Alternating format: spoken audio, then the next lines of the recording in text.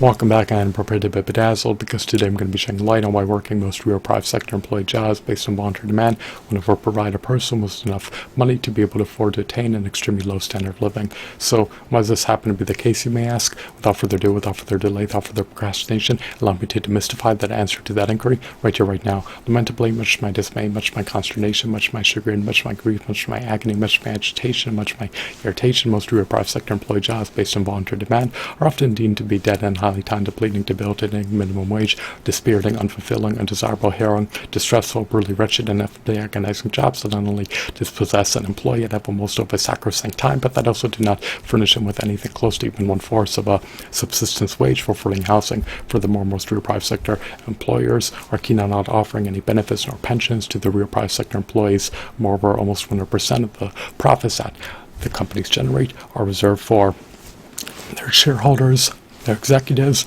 and their external directors. Succinctly stated, if you work most real private sector employee jobs, then you will not be able to earn enough fiat currency if your emolument is capped at the minimum wage threshold to be able to cover the total cost that is associated with attainment of an extremely low standard of living, which can unequivocally be sizable. If your remuneration is capped at the minimum wage threshold, then you will have a negligible amount of purchasing power, which is not enough to even temporarily be able to afford to attain an extremely low standard of living in this control market economy in which the cost of living is exorbitant.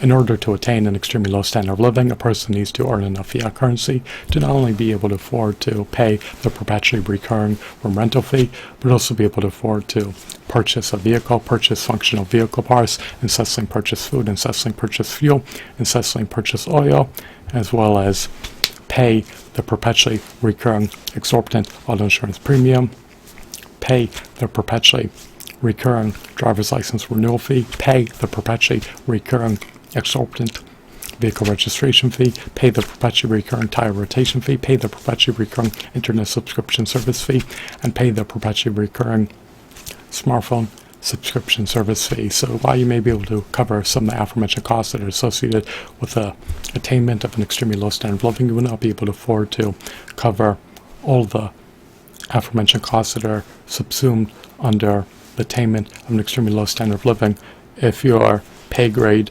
is capped at the minimum wage threshold by working most real private sector employee jobs based on voluntary demand.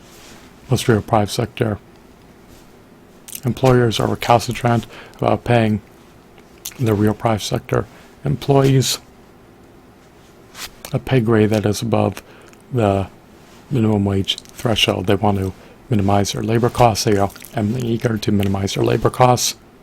By doing so, they could amplify their net income, and it is easier for them to offer massive compensations to their executives, as well as offer massive retainer fees to their external directors,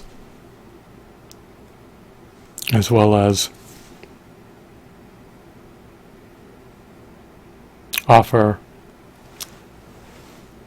massive wealth to their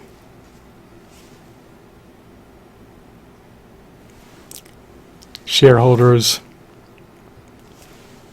if they provide emolument to the real private sector employees in the form of a minimum wage in lieu of a subsistence wage. So if you're not part of one of those aforementioned cohorts, which encompass the shareholders, the executives, and the external directors, then expect your wage to be capped at the minimum wage threshold if you work most of your private sector employee jobs based on voluntary demand. And most of the profits that companies generate are reserved for their executives, shareholders, and their external directors. It can be eminently cumbersome to attain a position on the board of directors of a company. It can require tremendous wealth to become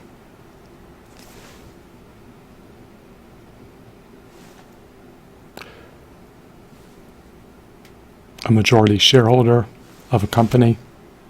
And of course, it can be eminently arduous to attain an executive position at a company. So I hope that you deem this video to be riveting, captivating, mesmerizing, insightful, engrossing, informative, intriguing, and amusing. I hope that you're entrenched in the unalloyed epicness. Thanks for watching. Have a blissful day. Goodbye.